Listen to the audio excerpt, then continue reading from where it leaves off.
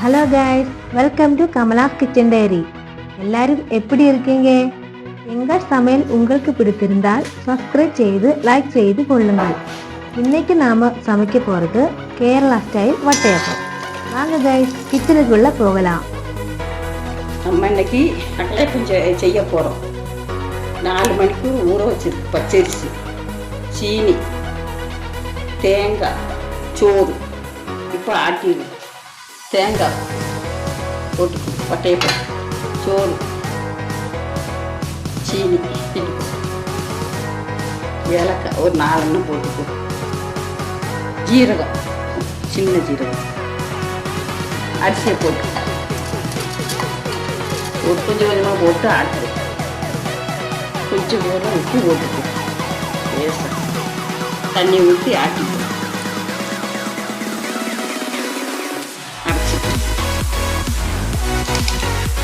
நல்லா அரைஞ்சிட்டு இதில் ஊற்றிக்கும்.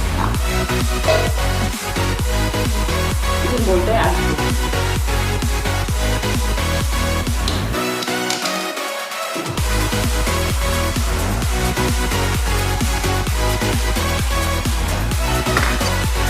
ஈஸ்டரை போட்டுக்கும். இப்படியே கை வச்சு கரைச்சிக்கும்.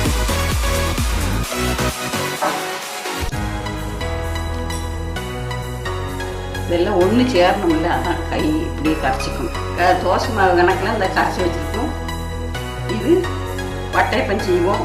இது 5 மணிக்கூர் அரைச்சி வச்சுருப்போம். 5 மணிக்கூர் கழிஞ்சு பொங்கி வரும். பொங்கி வரும்போது நம்ம வட்டையப்பம் வச்சுக்குவோம். அரைச்சி வச்சுருவோம், பொங்கட்டும். 5 மணிக்கூர் ஆச்சு. 5 மணிக்கூர் ஆச்சு. இப்போ திறந்து பார்த்தோம்னா இந்த பொங்கிட்டு நம்ம வட்டையப்பம் செஞ்சுக்குவோம். சட்டி காஞ்சிட்டு நெய் ஊற்றி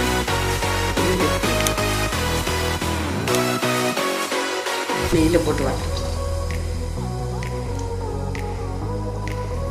முந்திரி பழத்தையும் வறுத்துக்குவோம்.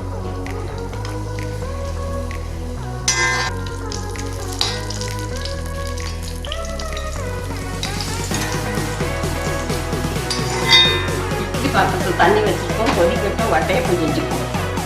அடைச்சி வைப்போம். இது நல்லா தண்ணி கொதிச்சுட்டு இது எப்படி சமைச்சு போடும். சமைச்சு போட்டு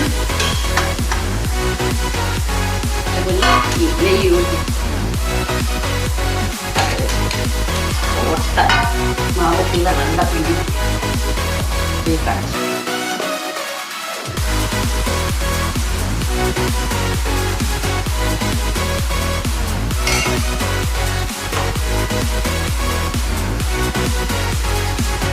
வச்சு வேகட்டும்.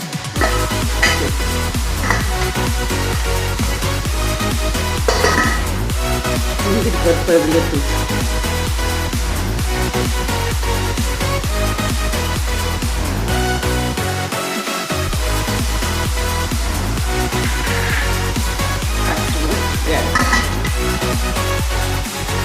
பார்ப்போம். வெந்துட்டான்னு பார்ப்போம். இது குத்தி பார்ப்போம்.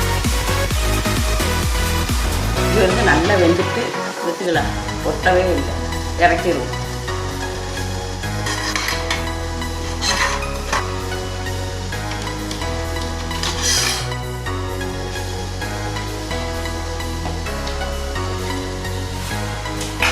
நல்லா வெந்துட்டு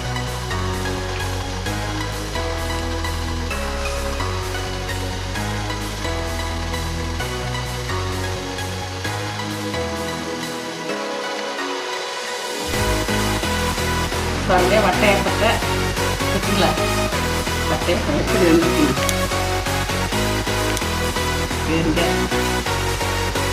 நல்லா சூப்பராக.